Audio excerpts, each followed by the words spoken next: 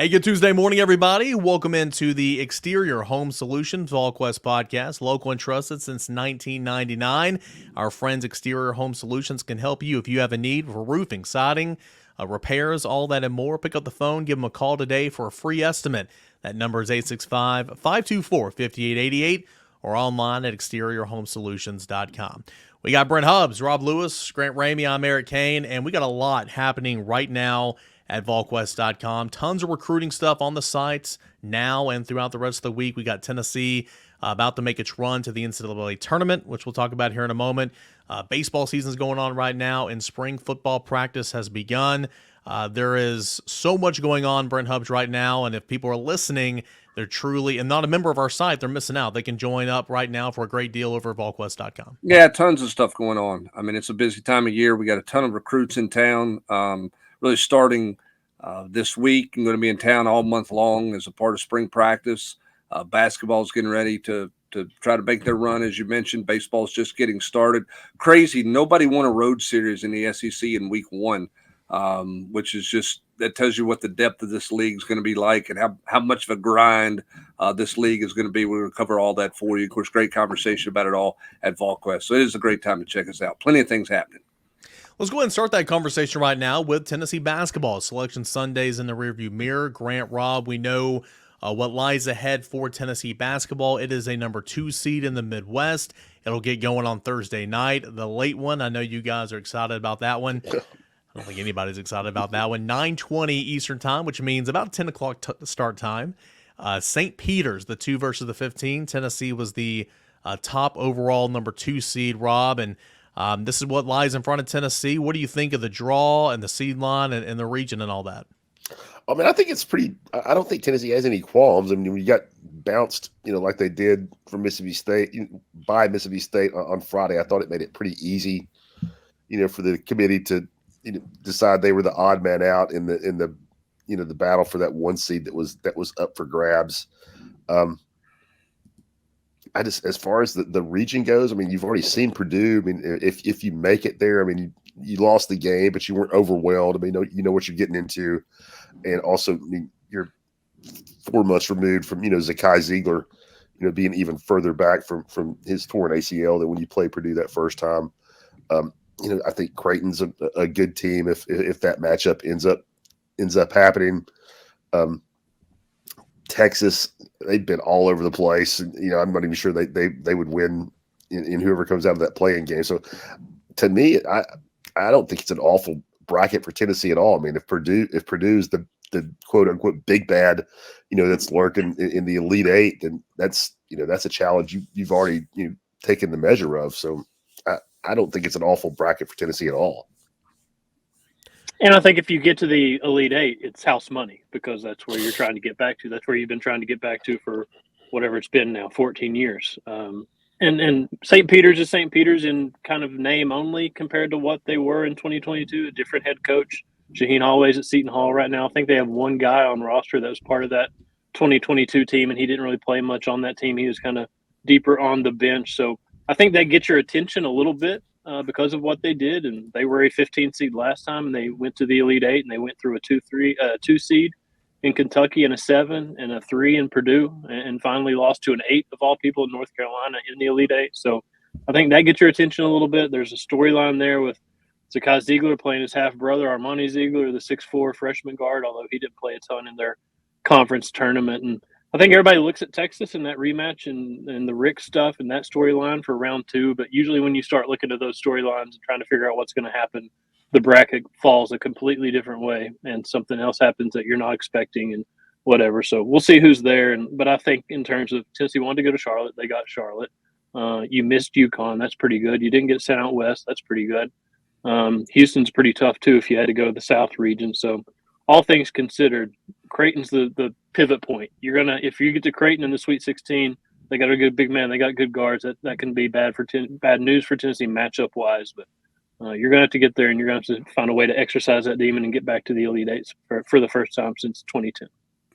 Hey, I want to ask both of you guys this for the next 30 minutes. Will y'all explain how the committee goes about seating, and what's important and what's not important, and how how those things work? Can you explain to me why the perceived number 1, 2 seed is in the bracket that they're in? Although I don't think Purdue's the number 1 overall seed in the tournament, in my opinion, in watching No, they're them not. play. I mean, I don't. They may be the 4th number 1 seed out there. So I'm just, Auburn. I mean, I don't know what counts anymore. Does anybody know what counts in terms of seeding? I mean, do you either one of you have? I mean, Grant, any idea what seeding looks like? I mean, clearly the SEC tournament doesn't matter. I mean, based off what 2 of the last 3 years, what we saw from Tennessee and Auburn, I mean, I think Auburn has a legitimate gripe, for getting sent out to Spokane, Washington after winning 3 games in 3 days as the 4th seed in the league. So, and we saw what happened with Tennessee after they won in Tampa a few years ago. They really seemed to get a bump.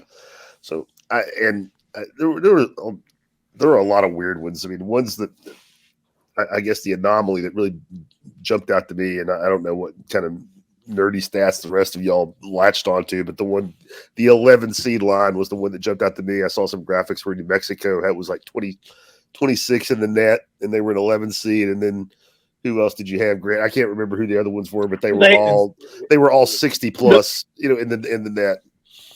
The insane one was Duquesne, who was a bid 80 in the net. In the 80s in the net, and you got James Madison, who's 30-3, and not a team that I would want to get matched up with as a 12 seed. Like that looks like they had the bracket done and they just started filling in bid stealers on the 11 seed line for whatever reason. In terms of what Hubs was talking about, now I always thought it was more geography based than like a snake draft in terms of where the seeds go. Now UConn's the number 1 overall seed. I think maybe Houston might have been number 2, and then Purdue, or maybe Purdue and Houston were pretty interchangeable. I'm no Bruce Pearl apologist, and I'm not trying to channel my inner Stephen Pearl, but to win 3 games in 3 days in Nashville and then get sent to Spokane, and it's bad enough you're going to Spokane, but it's also a Thursday game. It's not even a Friday, Sunday regional. It's a Thursday, Saturday regional, and Alabama got sent out there too. I mean, you look at Auburn, if they win in the first round and San Diego State wins in the first round, then you're playing basically a road game in round 2 against a higher seeded team. So it's crazy. And then if you do advance to the Sweet 16, you're going all the way back to Boston to play UConn, the number 1 overall seed. So this year, out of maybe more so than the previous handful of years, whatever, that I've been paying attention to it feels like the committee was, I don't know, like the pickle race on Billy Madison, where they just threw the pickles up against the glass and saw which one won all the way down. Well, the other thing too is you had the chairman of the committee basically acknowledged we were up till 2 a.m. Sunday morning putting the bracket together. Like, some stuff happened Sunday. I mean, like, how much movement is there really? This goes back to the question about whether or not you should be playing on Sunday, or you should be playing on Sunday in your conference tournament. I mean, you had some. Obviously, they made some adjustments because some people lost bids because you had some conference tournaments steal some bids on Sunday. But man, it just seems like you don't get a whole lot of credit for what happens on Sunday anymore because they want to get this thing put to bed before they go to bed. Is what it feels like.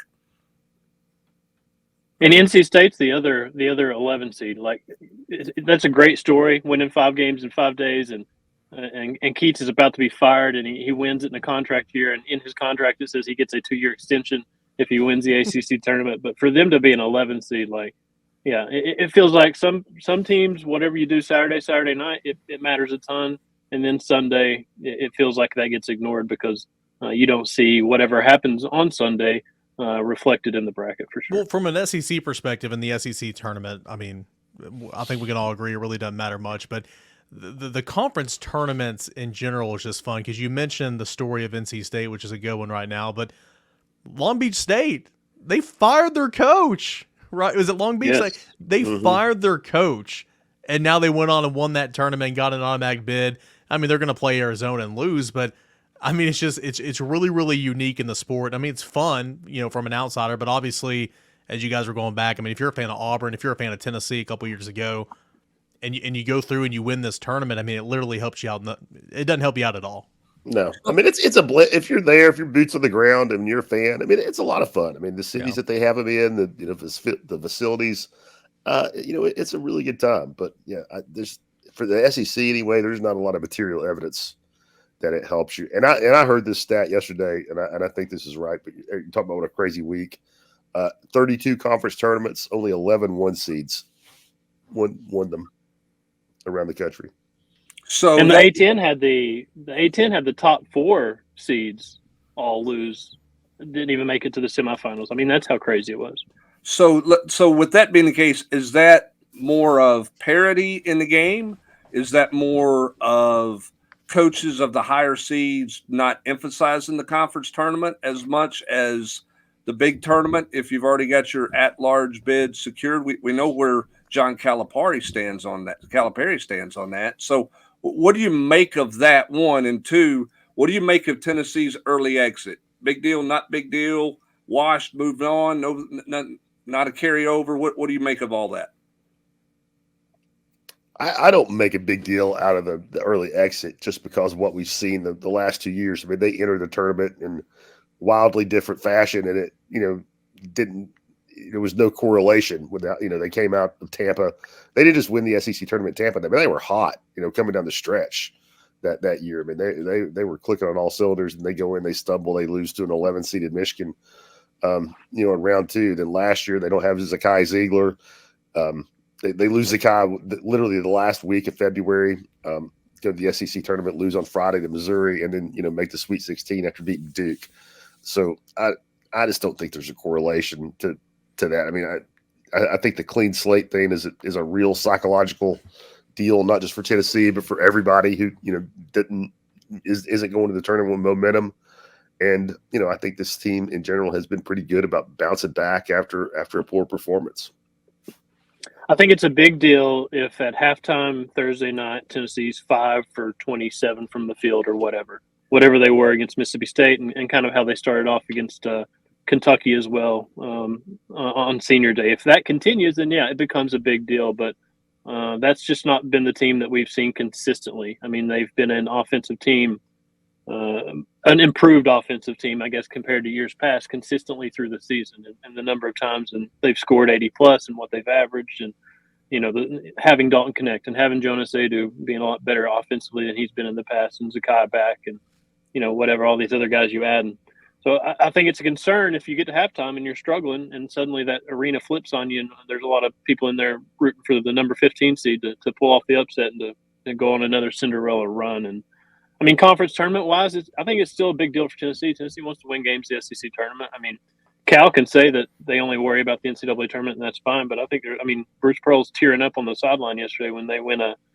SEC championship. So I think it still means something. I think parity wise, there's a little bit more parity because of the transfer portal, and it's just easier it's another option for everybody to build better depth, and the leagues can be deeper, and there's a little bit more parity there. I think that's how I look at it, opposed to the higher seeds just not taking it seriously.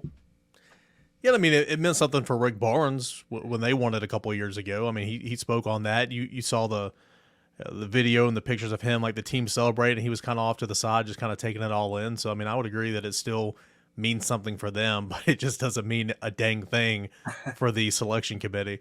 Well, I think it means something if you win. I think if you lose, you got a built-in deal that it's not a big deal. It's conference tournament. Our focus is on the big tournament. I think is where it's going. Rob, are you more? What do you need to see more out of Tennessee in the opening round to get more comfortable with Tennessee potentially making a run? Is it the return of the offense, or is it Tennessee getting back kind of gritty on defense and defending better, lowering the opponent's shooting percentage? Which is a bigger thing for you? Offense for me. I mean, I just don't worry about the defense that much. I mean, they were bad against Mississippi State, but that's just historically, traditionally, such a strong suit for these guys that I don't worry about it. Whereas on the flip side, historically, traditionally, scoring, coming up in points, avoiding dry spells can be a real issue for these guys. So, let's get away from the stand around and watch Dalton mode. God, come on, get something from Josiah and Santi. Not even double digits, but something. I mean, those guys can't, not hit a shot in an NCAA tournament game. And Dalton's got to be good, but I thought Mississippi State did a really good job of forcing the ball out of his hands. I'm not sure everybody, is going to, not everybody, but a lot of people are going to be athletic enough, long enough to do that. And went and they sold out a lot. Tennessee's got to have guys step up and make shots. They don't have to be great, but they've got to get something from some other people, and they're going to see a physical big down the road if they hang around very long. And Jonas, when that happens, has got to perform better than he has the 2 times out against Tolu Smith.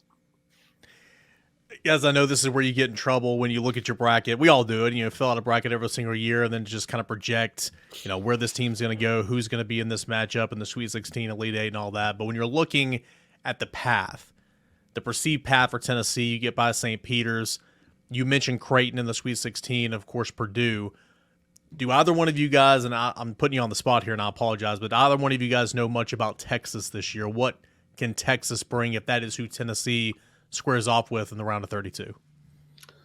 I mean, Grant, you might know from a personnel standpoint, I don't know a ton about Texas. I know that they have been wildly up and down in a really tough Big 12. And I think, at least from the outside looking in, my perception is they've won, most of the games at home that they were supposed to win and really haven't, raised their level of play and won something that they're, that you'd be called an upset.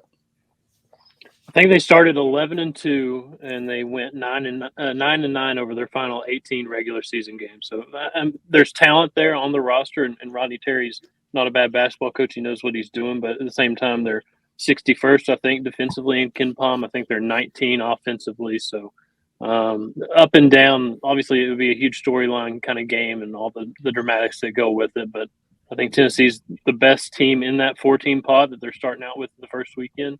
I guess a 5-team pod when you count the first 4 games and trying to figure out who the 10 seed's going to be. And they got to get out of that, and they got to get to Detroit and get to Creighton or whoever it is and try to get past it. Is it good for this team that they had that they had a wake up call? Does that make this, how much easier does it make it for Rick Barnes and Zakai Ziegler to have everyone's attention that they experienced? Boom, it's over, right? Like we didn't need to stay the night in Nashville. How big of a deal is it for this team to experience that before they get going in this deal? I think it, like we just said, we've seen both ways, and it didn't seem to matter whether they went in hot or went in off a loss. But for my personal preference, I would like to go in smoking hot, like UConn is. But I think there's also benefit, and Rick used it. He talked about it.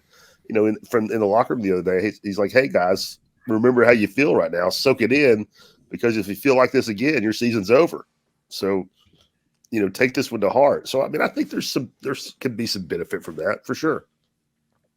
I think the benefit is they got to get back to being desperate, and we haven't seen them be desperate since they went to South Carolina and they're trying to clinch that regular season SEC title, because they didn't really have, you want to beat Kentucky on Senior Day because it's Kentucky, and you want to go out with a win, and you want to cut nets down and go through all that stuff post game, but they didn't play all that well. They didn't defend all that well, and they went to Nashville, and for me, it's the way Mississippi State beat them. Mississippi State pushed them around, drove at them, attacked them, suffocated Dalton, took other guys out of the game. So it's the way that humbling loss kind of happened, and they never led in that game. They were down 23 in the second half. They got hammered. And that doesn't wake you up. I don't know what's going to wake you up this time of year. So, there's definitely benefits of winning 12 of 13 in the SEC tournament and whatever it was like in 2022. But it can also be a drawback if you go to the second round thinking you're going to waltz and Michigan shows up as an 11 seed and beats you. So there's benefits to both sides of it, I guess. But for me, it's the way they lost that I think has to open their eyes and kind of reset a little bit heading into this tournament. Last thing I got on the basketball front, and I'm not expecting you guys to call your shot. Tournament basketball is impossible to predict, but what are your thoughts on Tennessee? I'll leave it kind of open-ended. What are your thoughts on Tennessee as they begin this journey? You see the bracket, you see the region, you see the path. You know the team better than anybody. Rob, kind of what is your thoughts on Tennessee entering this final stage of the season?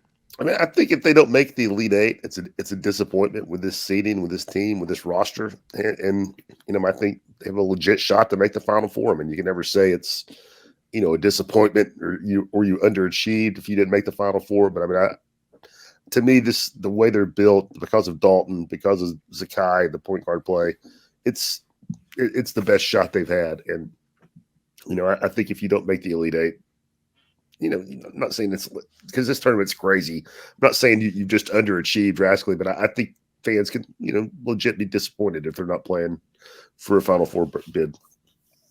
Yeah, I agree with that. And it's going to be, it could be Creighton. It could very well be South Carolina. I mean, as tough as we've seen them, it could be that rubber match. That would be very, very interesting if that did happen that way. And then I kind of agree with Rob, though. It's going to be disappointing if you don't get to the Elite Eight, because you've been to the Sweet 16 a couple times with Rick. This is Rick's best team at Tennessee that I've seen personally. We saw how the 19 Sweet 16 game went. That was a possession here or there from going Tennessee's way. So it's hard to say you expect an Elite Eight, but what this team has done pretty consistently throughout the season, been one of the better teams, was flirting with the number 1 seed up until championship week and the conference tournaments. If you're that kind of team, if you're that caliber, then you should be able to get to the Elite Eight. And they're going to have to win some tough games to get there, but they have the talent and they should be able to do it. But we'll see what happens. Tennessee's NCAA tournament journey begins this week. The 2-seeded Volunteers will take on the 15-seeded St. Peter's on Thursday in Charlotte at 9:20 Eastern Time. We'll see if it starts on time. But, of course, no better place to follow along with all the Tennessee basketball coverage with Rob Lewis and Grant Ramey than right here at Volquest.com. Hey, we're going to get a word from our friends over at Exterior Home Solutions, but when we come back, Tennessee spring football practice, the highlights from day one, what we expect as the rest of the week, and, of course, the injury report, all that and more is coming up next. But first, a word from our friends Exterior Home Solutions. Severe weather can strike at any time in East Tennessee, and Mother Nature can do severe damage to the first and most important line of defense that you and your family have against Mother Nature, and that is your roof. Whenever she strikes, make sure that you call the people that I call. Make sure you trust the people that I trust, and that's my friends at Exterior Home Solutions, because they're more than friends, they're truly family.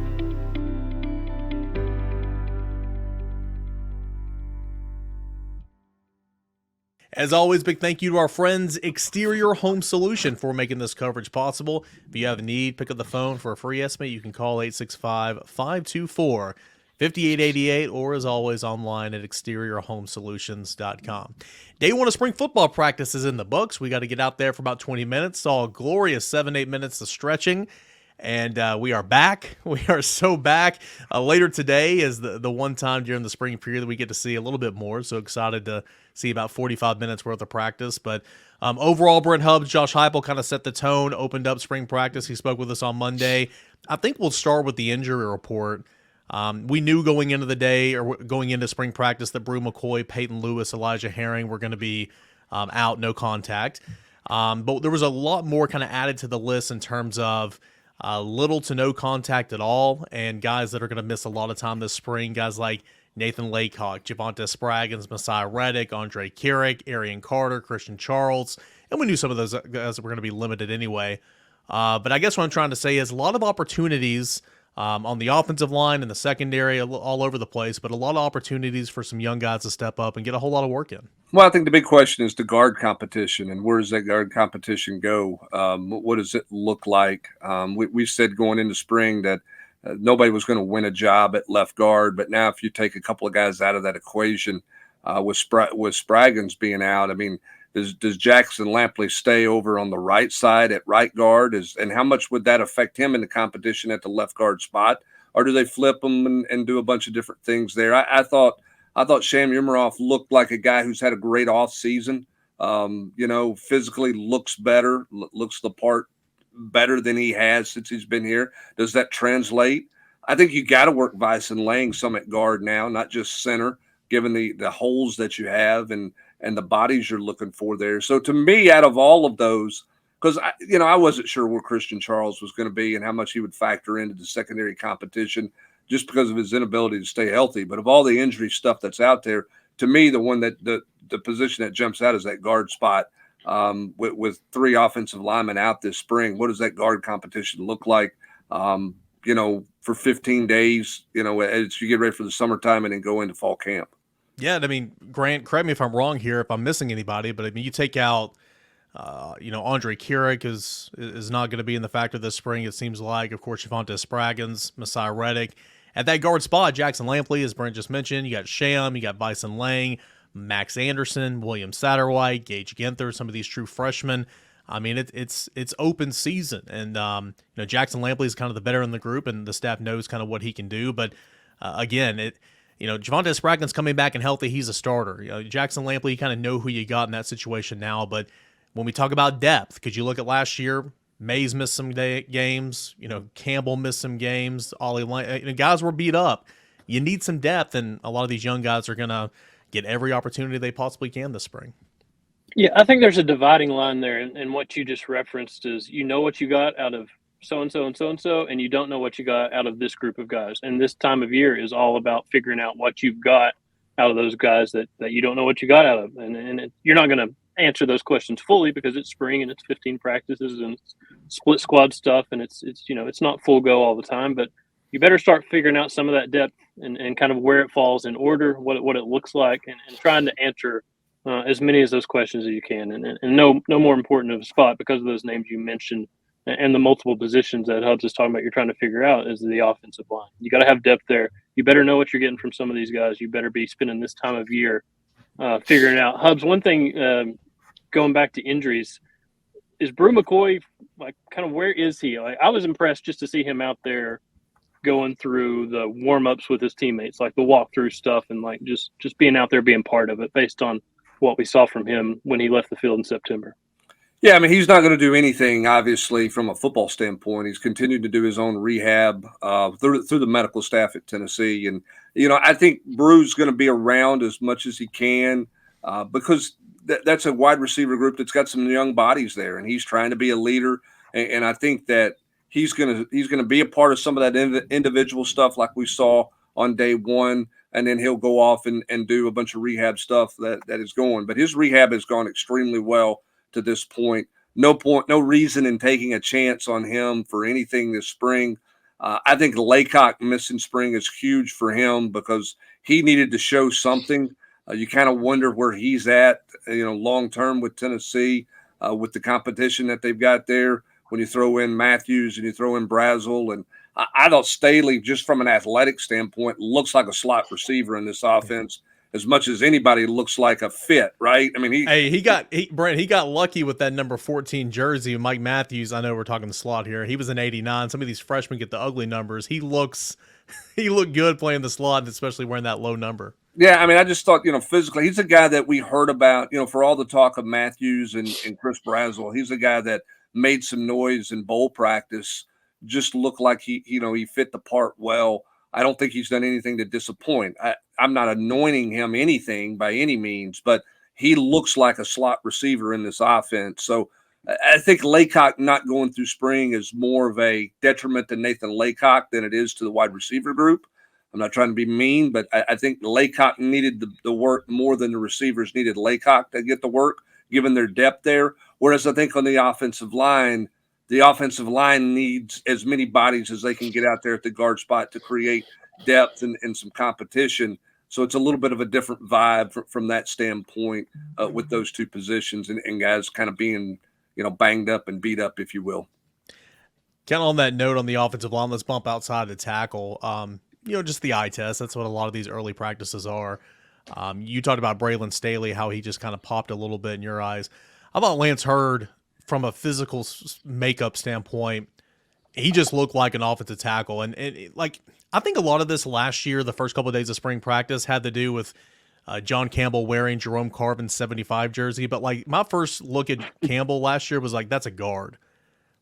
Lance Hurd's a tackle. He's tall, lengthy, huge. He's got good footwork. He was practicing on the left side. John Campbell was getting reps on the right side. Trevor Duncan was, of course, a sophomore, redshirt freshman now, making the move over. He was with those guys, getting some work in, practicing pulling and kicking out. I was impressed just from the eye standpoint with Lance Hurd, and obviously that's a guy that Tennessee's going to be counting on this year. I mean, you ought to be impressed, right, Rob? I mean, the guy was a five-star recruit, and he was a five-star recruit based on measurables as much as anything else, in athletic ability at some camps. So he should look the part. I think the question is, what's his adjustment level like at Tennessee? And, and how quick does he jump in there? Because Rob, you signed him to be the plug and play guy. I mean, like he's your left tackle. I mean, I joke, that Tennessee's gotten to the point that they're no longer handing out starting jobs when they hand out jersey numbers. That one's the exception as a transfer guy. I mean, they brought him in to be the left tackle. That's why John Campbell's on the other side. Yeah, and he played. I mean, obviously, didn't start. Was behind some guys last year. But he played 12 games at LSU. I mean, he knows what it's like. The physicality is like in the SEC. And you mentioned the measurables. And Tennessee, has a strong track record. I don't know how they compare to everybody around the country, but I would imagine they rank pretty high in their percentage of hits out of the transfer portal. Guys that in many instances have been plug and play at both sides of the ball. So I think the staff does a great job with the evaluations, with not just how guys are going to fit, in the scheme on the field, but culture wise as well for the most part. And that's a huge part of the transfer portal process. We're going to see a lot more tomorrow. Again, we're going to get to see later today, 9 periods of practice. But I remember looking out there in Routes on Air one time. I saw Holton Stays catch one, and he just looked physically bigger than the tight ends that have been here in years past. We'll look at him. On the defensive side, Grant, they were doing circuits and a lot of stuff. I didn't see as much from defense than offense in day one, but I do think it's a big opportunity for, obviously, the linebackers, new position coach. Keenan Peely will be limited a little bit this spring. Arian Carter's not going to get a whole lot of work in. Elijah Herring not going to get any work in. So, again, opportunity. Young guys, now veteran Caleb Perry and Jeremiah T-Lander and Jalen Smith and some of these new guys, Edwin Spillman, who his first day on campus and with the team was yesterday. A lot of opportunity there. And, of course, in that secondary, brand new, fresh-looking secondary, Jacoby Thomas, Jermon McCoy, a couple of the newcomers that are, going to play a role for that secondary this year. And it starts this week in spring practice. I'll tell you what I saw on the defensive end. I was there for about 5 minutes Monday morning. I saw Rodney Garner barking at people like it was, the third Saturday in October. Like he just rolls straight back into it. The light switch was either on or off. Yeah, and he was just getting after him. Aaron Carter, not dressed, but he might have led the team in bouncing around and going through drills, and it looks like he was having more fun than just about anybody out there. But that was my only defensive takeaway is Rodney Garner, consistent as the day is long. He is going to be barking at his players.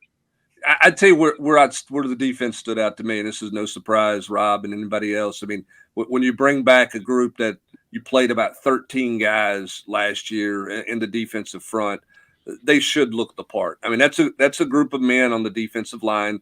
We know Rodney's not going to let them have any days off or cut any corners, but James Pierce looks like he's added a few pounds. Joshua Josephs looks bigger than he's looked at any point in time since he's been here. They just have a lot of grown men on the defensive line, which if you're Tim Banks, Rob, you just got a lot to build on and a lot to build around if you're playing a bunch of grown men, up front, because this is a grown man league. I mean, I think it's probably been a really long time since you felt that good about, your defensive front. What do you think? I mean, when you talk about the vets that you just rattled off, Omari Thomas, in the interior, an electric talent, James Pierce on the outside, Josephs has played a lot. Eason's played a ton. Simmons, Weathersby's, a guy that everybody's excited about after just getting a glimpse of him. Tyree West, Hobbs. I mean, there's a lot of names up there. A lot of not just bodies who have played, but guys that people are excited about. I mean, multiple, NFL, potential NFL dudes for the first time in a long time, which, as you pointed out, Hubbard, I mean, it's a line of scrimmage league. I mean, it's if you're going to win in this league, you better have multiple guys up there that are in your two deep that are going to play in the NFL someday. Yeah, it should be why they're sleeping pretty well on that side of the ball. Now they've got questions they've got to answer in the secondary, and there's a lot of unknowns there, Eric. When you look at where they are, but you can build in the secondary if you can get to the quarterback up front. They should be able to up front, but this secondary competition is not going to end this spring. But it is going to be interesting to see how Thomas fits in, McCoy. Where's Boo Carter, versus Jordan Thomas? What does that look like? Does that truly become a competition this summer?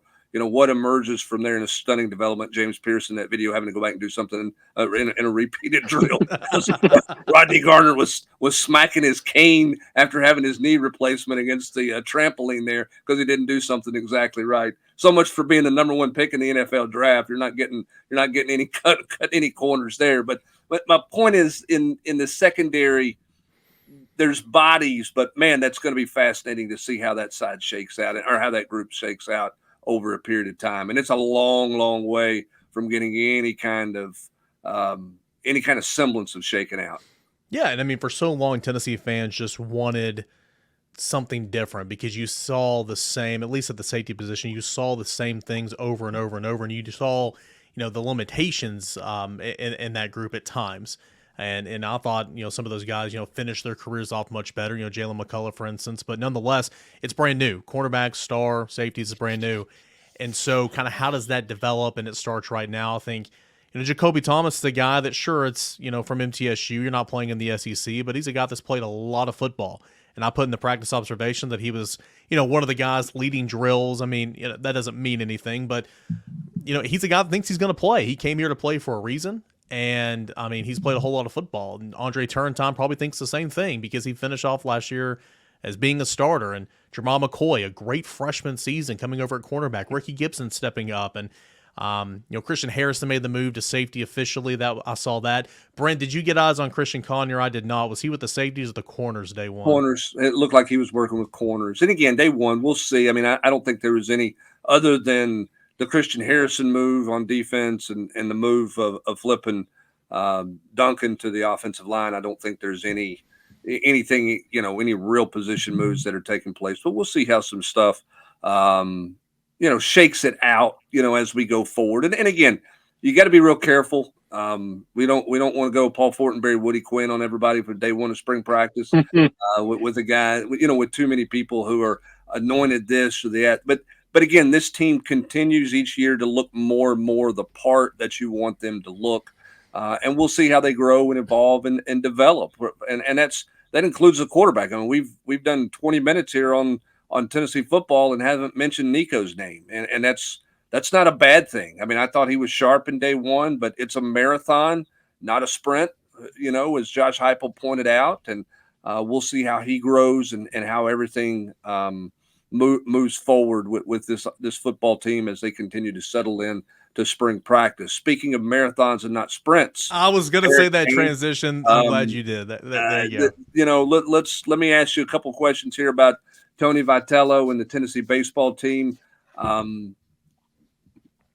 that it was a bad weekend, but you felt like you left at least one in Tuscaloosa, don't you think, in week one? And interesting, Tony Vitello basically saying post-game on Sunday, like, we're looking for help, kind of help wanted, open audition, whatever. I was a little surprised to kind of see the direction that he kind of went after that game on Sunday publicly about, hey, all hands on deck. We're open for anybody wanting to help us here. Yeah, I mean, he's a competitor. He's Italian. He doesn't like to lose. He wears his emotions on his sleeve. And well said. A lot of people were, and rightfully so. I'm not saying it's wrong to complain about this. I mean, we saw what happened against Notre Dame and Supers a couple years ago. Did he and Frank Anderson leave Nate Snead in one batter too long? And I wrote about this in the 3-2-1 yesterday. It's easy to say absolutely they did. Why? Because Gage Miller took you over the fence for a 3-run home run.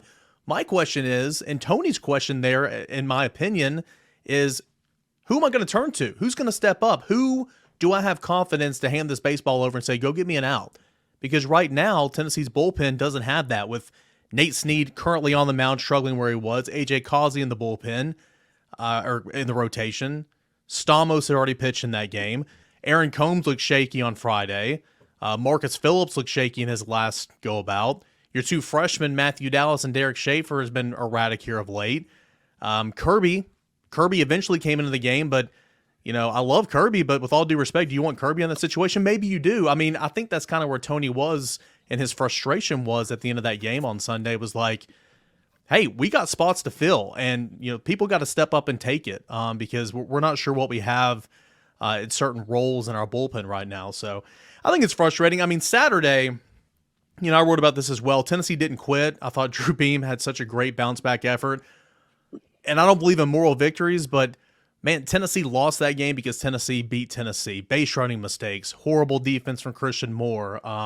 Drew Beam couldn't find a third out in the first 3 innings. But Tennessee did battle back, and if not for going 3 or 0 for 7 with runners in scoring position, you win that baseball game. So, yeah, I think Tennessee dropped Saturday in a game it could have won.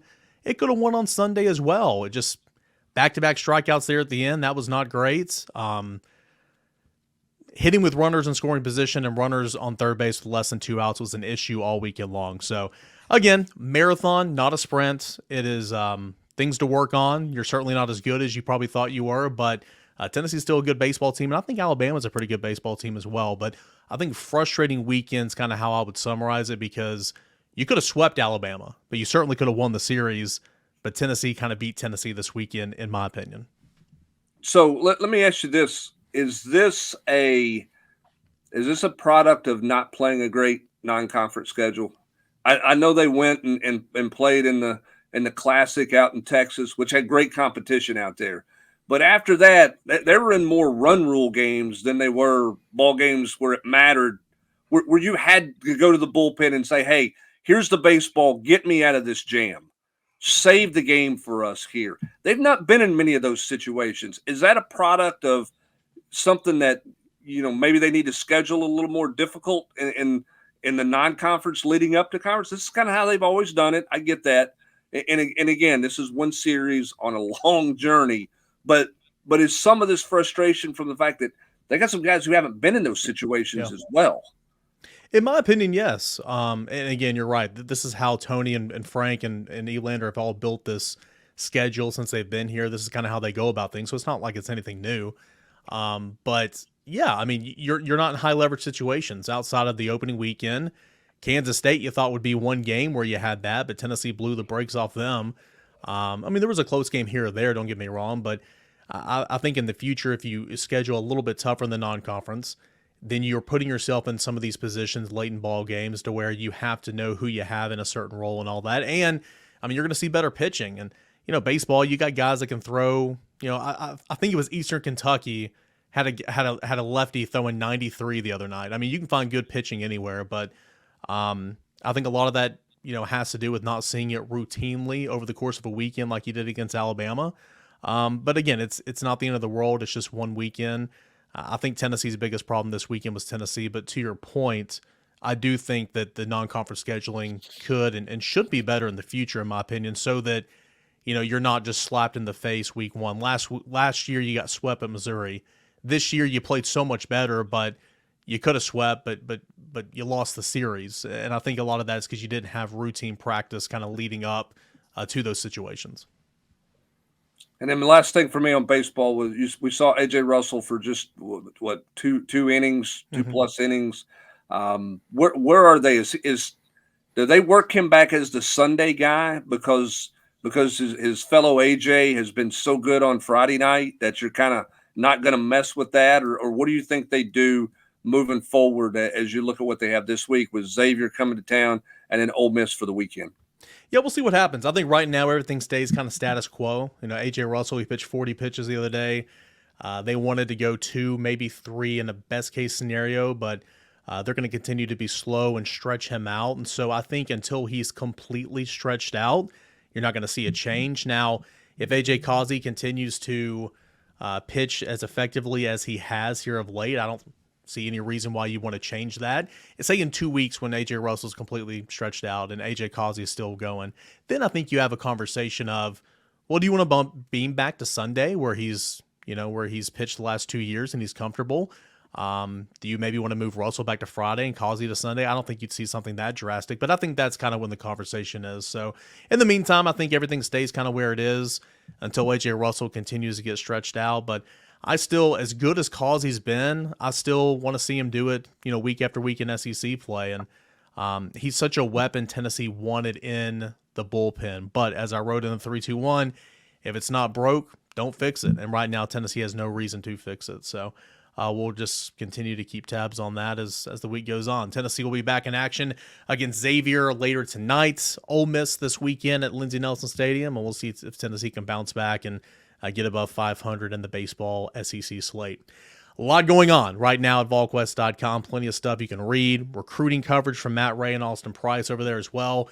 Basketball beginning the NCAA tournament run. Baseball season going on right now. And, of course, spring football. All that and more is happening right now over at Volquest.com and on the General's Quarters. A big thank you to our friends Exterior Home Solutions for bringing us coverage of this podcast. If you have a need, give them a call today for a free estimate at 865-524-5888 or online at exteriorhomesolutions.com. Local and trusted since 1999. That is Exterior Home Solutions. For Brent Hubbs, Rob Lewis, and Grant Ramey, I'm Eric Kane. Thank you so much for joining us here on the Volquest Podcast.